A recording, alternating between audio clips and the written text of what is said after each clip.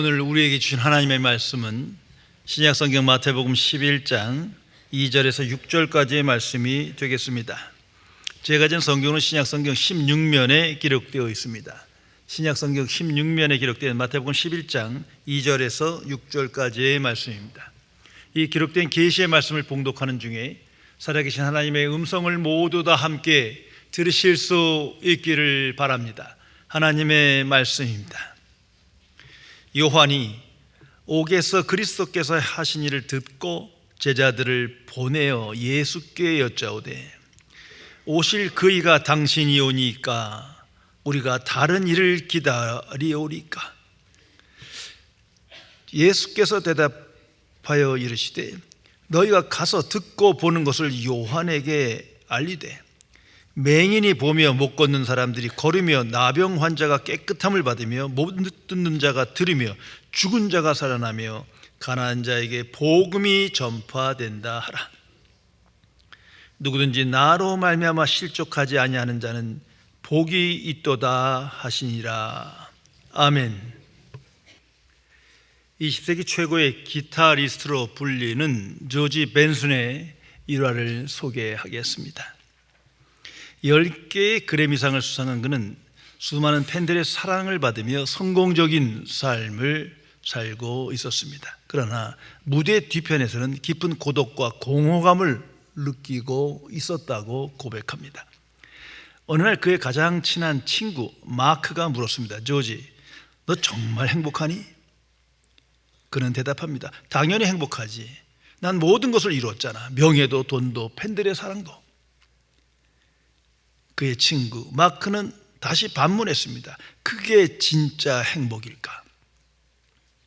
그 말은 조지의 마음속 깊은 곳에 파문을 일으켰습니다.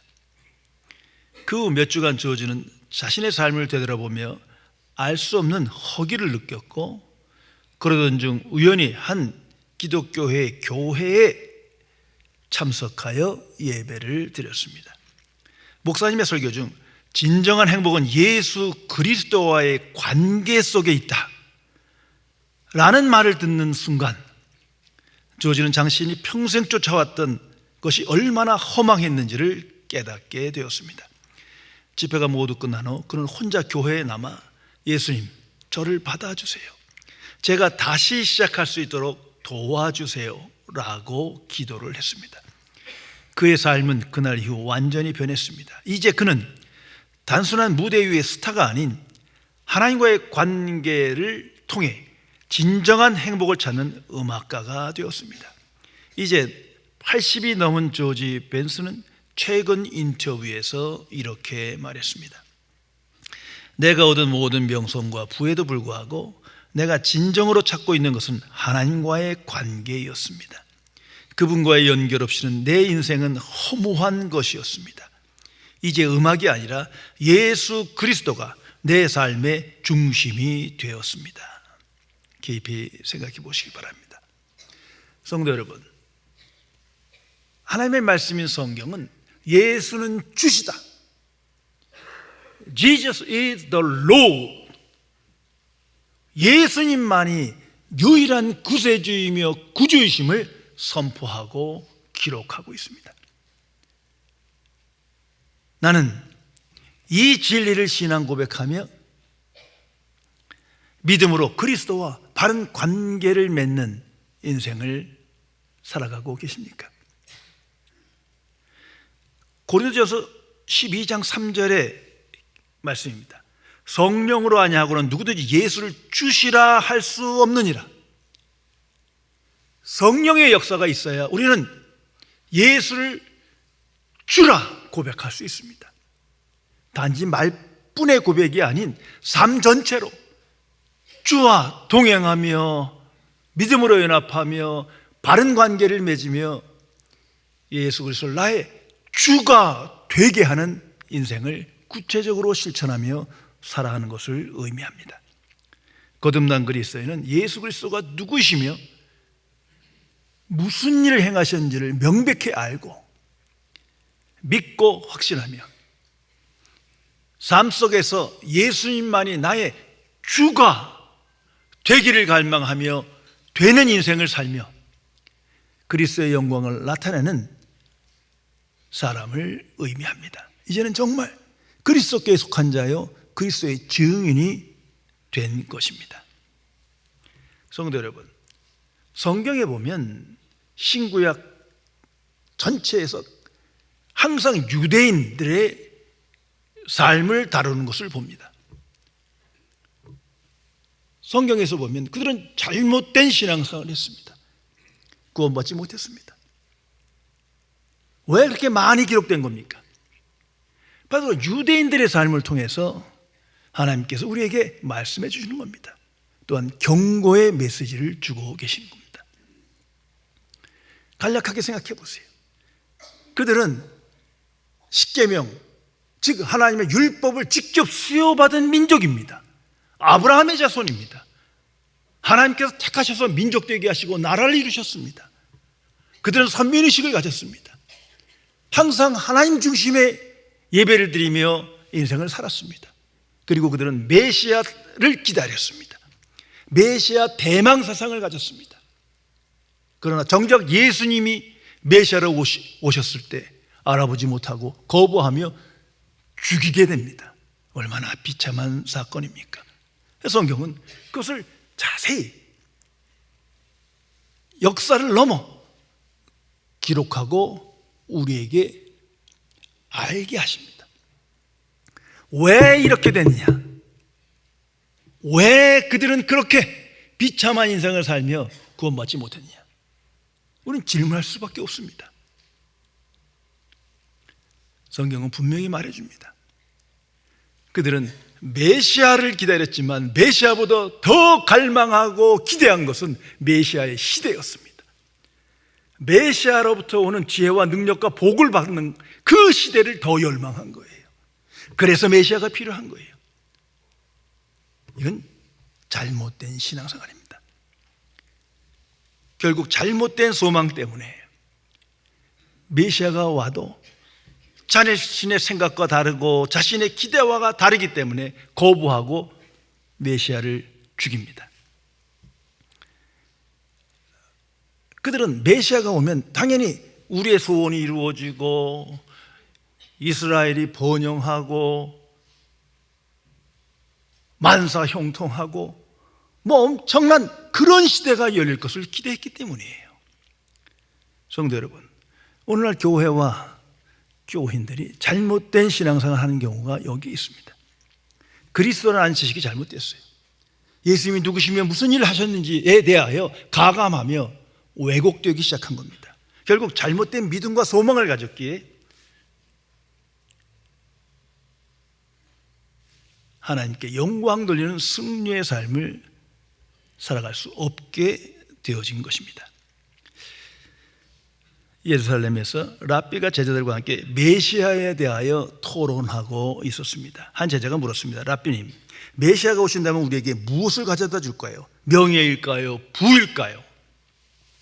랍비는 잠시 묵상한 후에 조용히 대답했습니다. 우리는 종종 메시아를 통해 얻을 것을 기대합니다. 그러나 메시아는 우리가 자신을 깨트려 하나님께 드리도록 이끌어 주십니다.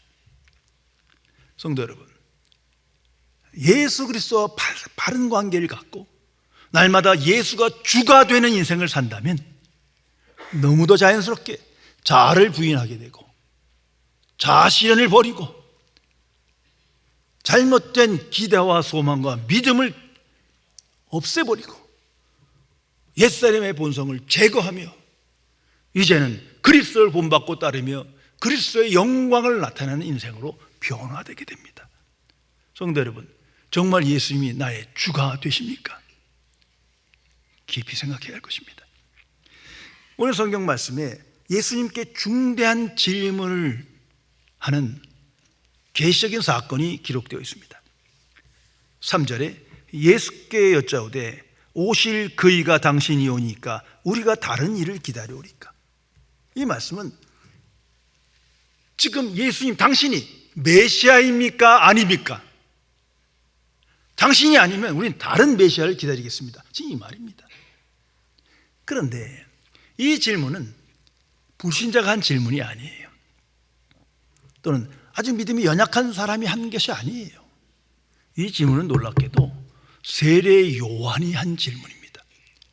하나님의 선지자여 마지막 선지자인 위대한 인물입니다. 예수님께서도 그를 인정하십니다. 이 땅에서는 가장 훌륭한 믿음의 사람이다. 위대한 선지자입니다. 그런데 그가 예수님을 향하여 질문합니다. 당신이 정말 메시아입니까? 아닙니까? 성경은 세례 요한에 대해서 이렇게 높이 평가하며 그를 기록합니다. 요한복음 1장 29절입니다. 이튿날 요한이 예수께서 자기에게 나오심을 보고 이르되 보라 세상 죄를 지고 가는 하나님의 어린 양이로다. 그는 예수님께 세례 준 자요, 예수님이 세상의 구세주임을 알았어요. 성령 충만을 받아 믿고 안 사람입니다. 요한복음 1장 34절입니다. 내가 보고 그가 하나님의 아들이심을 증언하였노라 하노라. 어느 누구보다도 그가 먼저 하나님의 선지자였기에 예수님이 누군지를 알았어요.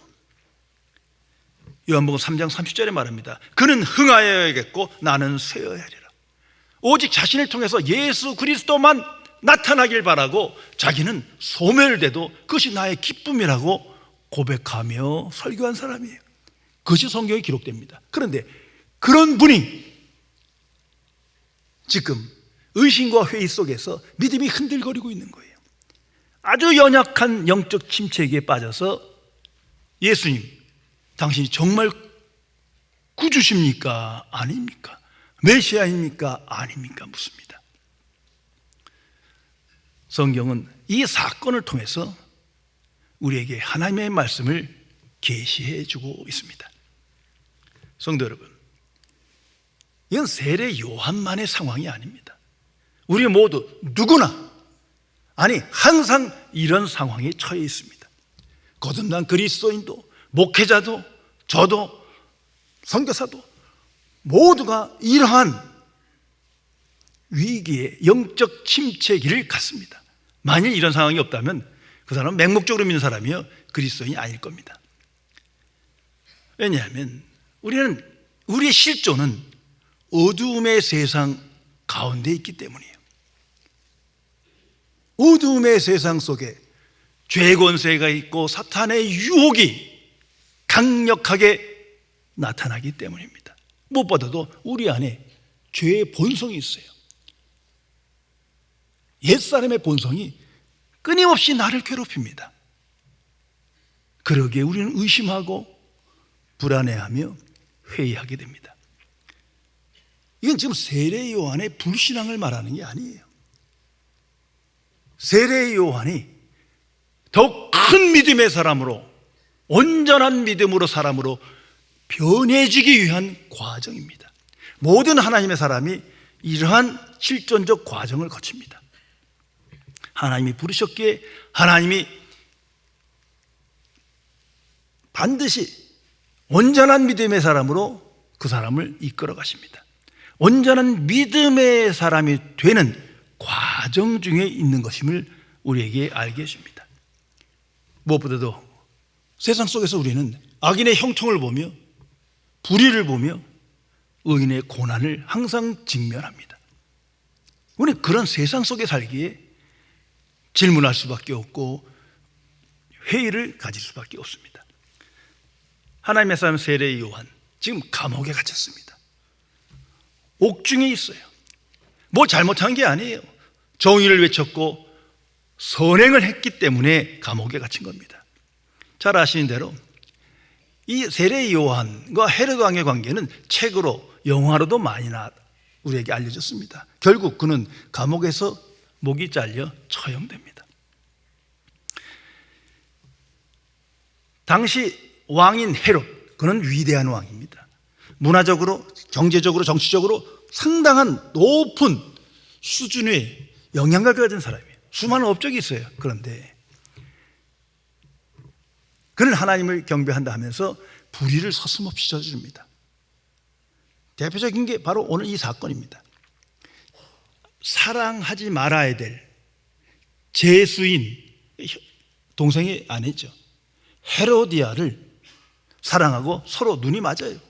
불륜을 저질러요. 그리고 깜짝같이 정당화합니다. 그 과정에서 아내를 버리고 헤로디아와의 결혼해요. 아주 역사적인 불의의 사건이에요. 이 사건을 알고 세례요한은 참을 수가 없어요. 하나님의 선지자인 거로 이건 악이다, 너희가 어떻게 하나님을 경배하며 유대의 왕으로 이따 짓을 하느냐 말하니까 온 국민이, 많은 사람들이 그를 따르므로 그들이 마음이 움직입니다. 그래서 이 세례요한을 잡아서 감옥에 가둔 거예요. 그리고 결국은 헤로디아의 게임에 빠져서 죽입니다. 악인의 형통, 그 속에서 의인의 고난을 겪고 있는 거예요. 그럴 때 하나님은 살아계시면 왜 이런 일을 내버려 두시나 우리는 묻지 않을 수 없습니다.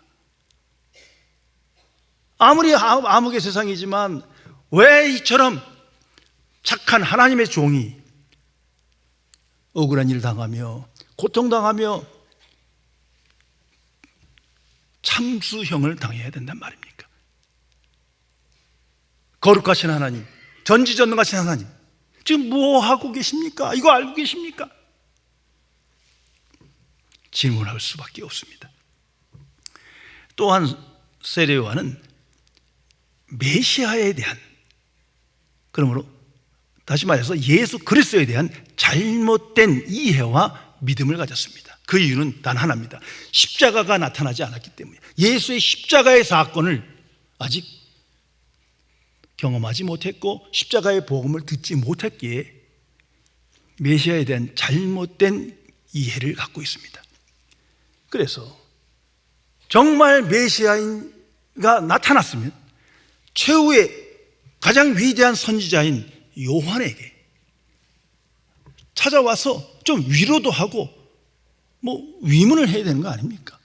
지금 억울하게 하나님의 일을 하기 위해 감옥에 갇혀 있는데, 그런데 예수님이 분명히 이거 아시는데도, 찾아오실 수 있는데도 좀 깊이 생각해보면 고의로 안 가신 거예요. 하나님의 뜻이 아니라 가시지 않았어요. 하실 수 있는 일을 안 하신 거예요. 더욱이 메시아니까 온갖 이적을 나타내시는 분이에요. 이적을 나타냈고, 그런데 자신에겐 그 이적이 안 나타나는 거예요. 본인이 하나님의 선지자인데, 그렇게 존경받고 온 백성이 따르는 하나님의 사람인데 이런 상황에 놓였는데 이적이 나타나지 않아요. 이적을 할 수 있는 분이 안 하시는 거 아니에요. 여기에 문제가 있어요. 더 큰 문제는, 아니 악을 심판하지 않아. 저 악한 헤롯, 그 헤로디아, 그들을 심판하셔야 되는 거 아닙니까? 최소한 정죄하셔야 되는 거 아닙니까? 근데 예수님은 침묵하세요. 하실 수 있는 분이 안 하시는 거예요. 그러니 세례요한은 의심이 들고 회의가 될 수밖에. 분명 자신은 예수님이 하나님의 사람이에요, 성자 하나님을 알았지만 정말 당신이 메시아입니까? 묻지 않을 수가 없었습니다. 더욱이 그는 유대인이에요. 그런 문화 속에 자랐기에 잘못된 기대와 소망을 가졌어요. 메시아보다 메시아의 시대를 더 갈망한 거예요. 그래서 메시아가 오면 이스라엘이 번영하고 정치적 해방을 오르고 미스라엘을 압박하는 로마가 망하고 뭔가가 뒤바뀌어야 되는 거예요. 세상이 개혁되고 정의가 세워지고 불의가 심판받는 일이 있어야 되는데 아무런 일이 없어요. 이게 뭔가 잘못된 거예요. 자신의 기대와 너무 메시아가 하는 일이 달라요. 그래서 영적 침체의 현실에 놓이게 됩니다. 의심이 있고 회의가 생긴 겁니다. 우리 모두 이러한 흔들리는 믿음, 연약한 믿음, 회의와 의심 속에 오늘을 살아가고 있습니다. 이제 그에게, 그리고 우리에게 예수님께서 말씀해 주십니다. 하나님의 말씀입니다. 그것이 5절입니다. 4절부터 보면 예수께서 대답하여 이르시되 너희가 가서 보고 듣고 보는 것을 여호와에게 알리되 맹인이 보며 못 걷는 사람이 걸으며 나병 환자가 깨끗함을 받으며 못 듣는 자가 들으며 죽은 자가 살아나며 가난한 자에게 복음이 전파된다 하라. 이게 예수님의 답이에요. 성도 여러분, 내 의심과 불안, 이 의인의 고난과 악인의 형통, 이 모든 불확실성 속에 지금 살아계신 예수님께서 내 질문에 답을 주십니다. 답 들으셨습니까? 이제 마음이 편하십니까? 주여 옳습니다. 회개하십니까? 성령께서 이 말씀을 통해서 내게 주신 말씀을 지금 듣고 계십니까? 예수님의 답은 항상 심플해요. 하나님의 말씀은 항상 단순해요. 모든 인류의 질문에 답을 주고 있어요. 하나님의 음성을 들을 수 있어야 합니다. 자, 생각해 보세요. 예수님은 조금만 참고 기다려라. 그 문제 해결해 주마. 아직 믿음이 흔들리는데 굳센 믿음을 가져. 나만 믿어. 정의가 실현되게 해줄게. 좀 참마라. 이적을 나타내서 너를 그 문제에서 해결해 주마. 전혀 언급하지 않습니다. 예수님은 하실 수 있는 분인데 안 하시고 계세요. 이건 의도적인 거예요.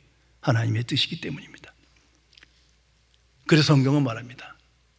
하나님의 생각과 길은 우리의 생각과 길과 너무도 다르다. 하늘이 땅에서 높은 것 같이 다르다.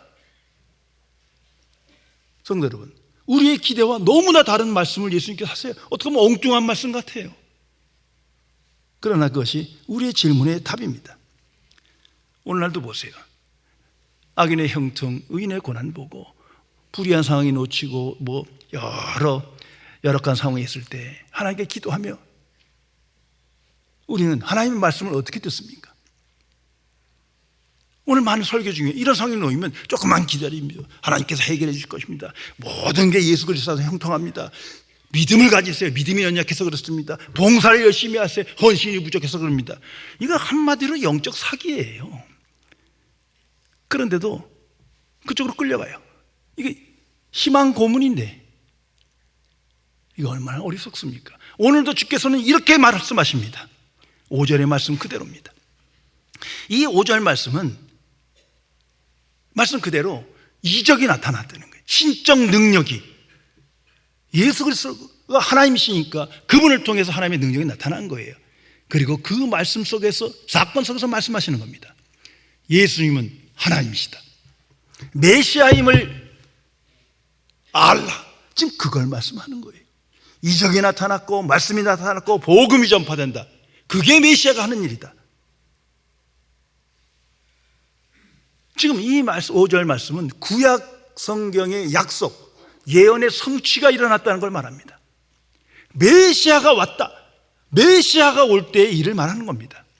메시아를 통한 부와 자성취와 번영과 세상의 개혁 이런 게 아니에요. 한 번도 성경은 약속한 적이 없어요. 메시아가 왔다. 그 메시아가 왔기에 이런 일이 벌어지고 있다. 끝. 이게 답이에요. 성도 여러분, 정말 메시아가 이 땅에 오셨습니까? 안 오셨습니까? 우리 믿기 때문에 오늘 예배를 드립니다. 예수님이 이 땅에 오셨어요. 성경 그걸 말합니다. 분명 오셨습니다. 그러면 그 오심 사건 속에 들어가야지. 오신 걸 알았으니까 그 다음에 소설 쓰면 어떻게 됩니까? 유대인같이 되는 거예요. 이 불신앙이에요.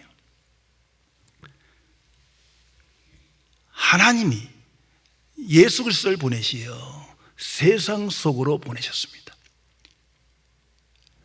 정말 마음에 안 드는 방식이지만 은밀하게 됐고 말구에 오셨고 성령이 임타셨고 마리아에게 정말 마음에 안 들어. 그러나 내 생각과 달라요. 항상 하나님의 방식으로 예수님이 오셨습니다. 이걸 믿어야 합니다.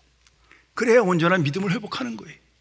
근데 온갖 세상 문제, 내 문제, 이 문제 해결에 초점을 맞추고 내가 예수 믿으니까 하나님께 영광 돌리니까 이 일은 이렇게 돼야 되고 저렇게 돼야 되고.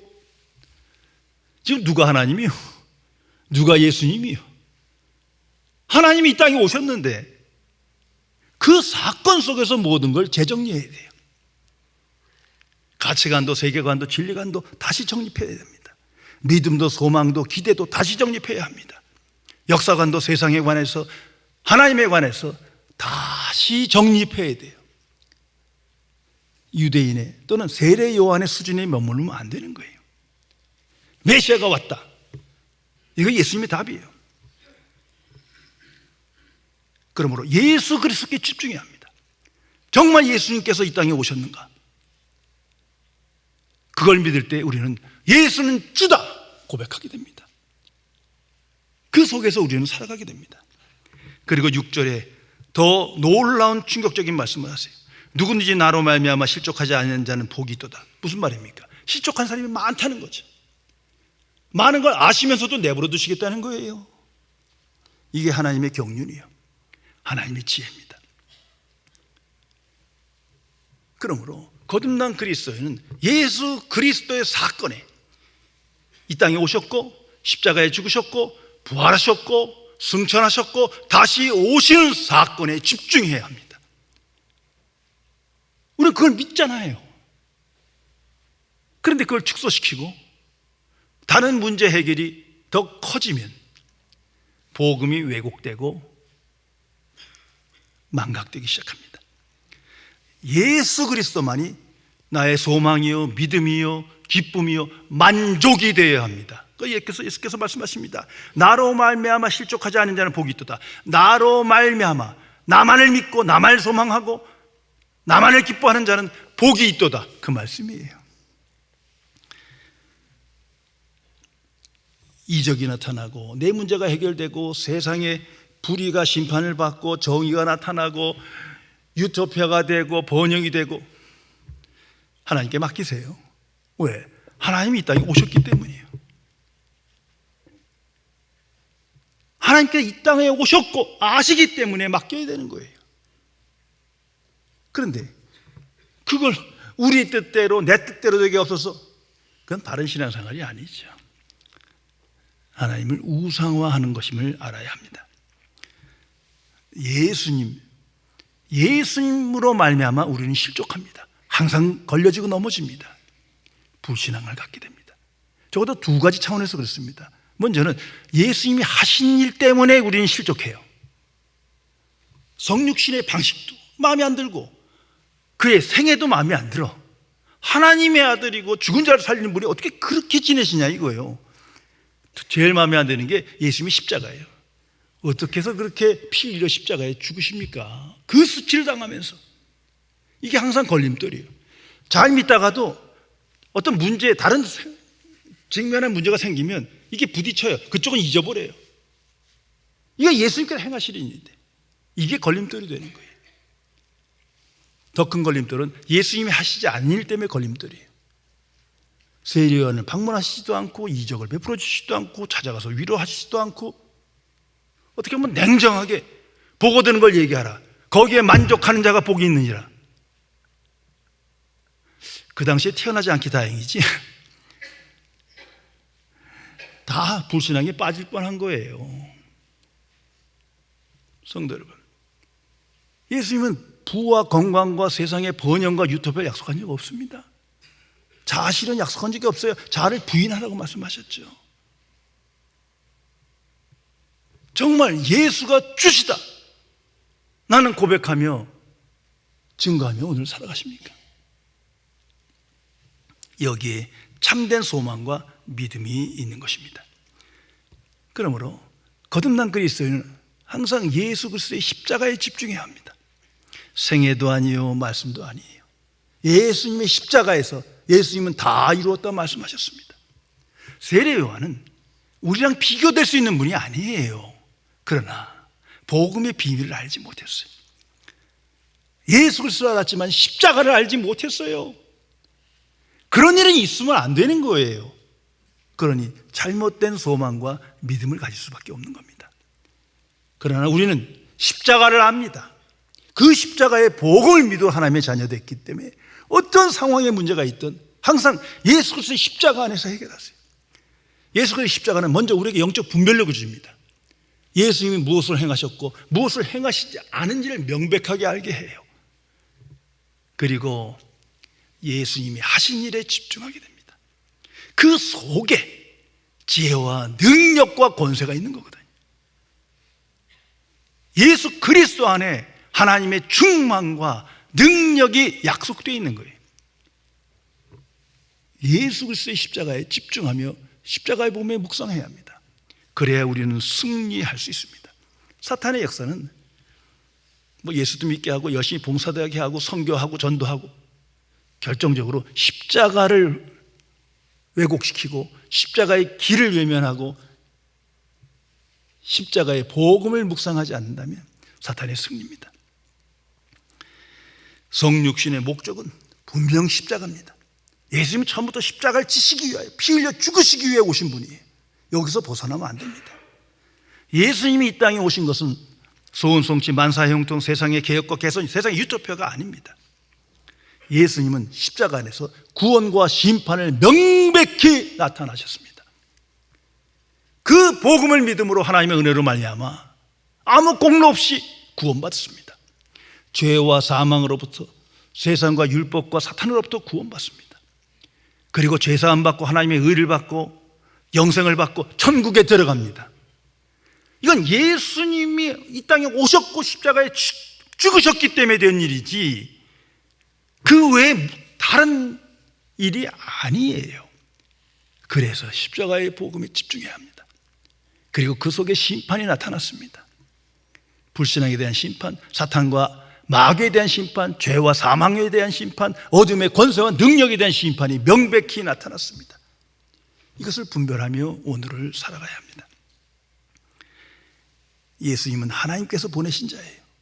성자 하나님이 이 땅에 오셨고 십자가에 죽으셨고 부활하셨고 승천하셨고 오늘도 살아 역사하시며 다시 오실 것입니다. 이 복음의 진수에 집중해야 합니다. 성도 여러분, 예수님이 살아계신 역사하십니다. 살아계신 그리스도입니다. 정말 믿고 고백하십니까? 예수님이 오신 이후에 2000년이 넘었어요. 2000년 동안 예수님의 통치, 예수님의 권세 아래 지금 세상이 이렇게 굴러가는 거예요. 그 속에서 내가 구원받은 거예요. 이걸 분명히 알아야 합니다. 예수님은 오늘도 살아 역사하십니다. 세상 속에서 모든 피조물 속에서 예수님은 역사하십니다. 이걸 믿기에 하나님의 사람은 항상 고백합니다. 예수는 주시다. Jesus is my Lord. 정말 예수는 주시다. 나는 그분을 믿는다. 그분께 순종하고 그분을 본받으며 그의 영광을 나타내며 그의 증인으로 오늘 살아가는 자가 하나님의 자녀입니다. 만약 그렇지 못하면 나는 말로는 주로 고백하지만 그리스도를 추상하며 불신앙 가운데 살아가는 사람일 것입니다. 한 지혜로운 왕이 있었습니다. 왕은 자기를 진심으로 사랑하는 여인이 누군지 알아보기 위해 주변의 여인들에게 물었습니다. 무엇인지 원하는 대로 구하라. 내가 들어주마. 여인들은 신이 나서 가장 값비싸고 좋은 것이 무엇일까?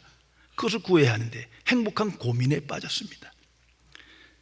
그들은 각자 가장 귀한 것들을 원하는 걸 다 구했어요. 왕은 들어줬습니다. 그런데 유독 한 여인만 아무것도 구하지 않았습니다.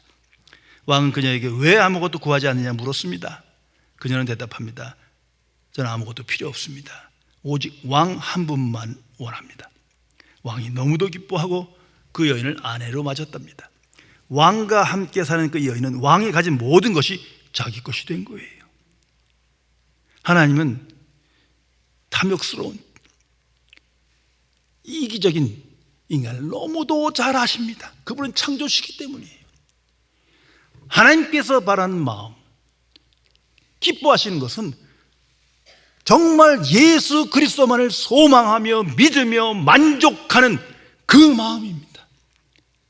그럴 때 하나님께서 우리와 함께 하시며 그리스도 안에서 하나님의 지혜와 능력을 주시며 신령한 복을 누리게 하시며 형통한 권세 있는 삶을 살도록 인도하실 것입니다. 성도 여러분, 세상의 유일한 구주는 오직 예수 그리스도 한 분이십니다. 이것을 분명히 알아야 합니다. 예수님은 오셨고 십자가에 죽으셨고 승천하셨고 하나님이 우편에 앉아 계시며 오늘도 통치하시며 다시 오실 것입니다. 이 고백이 있는 곳이 교회예요, 예배예요.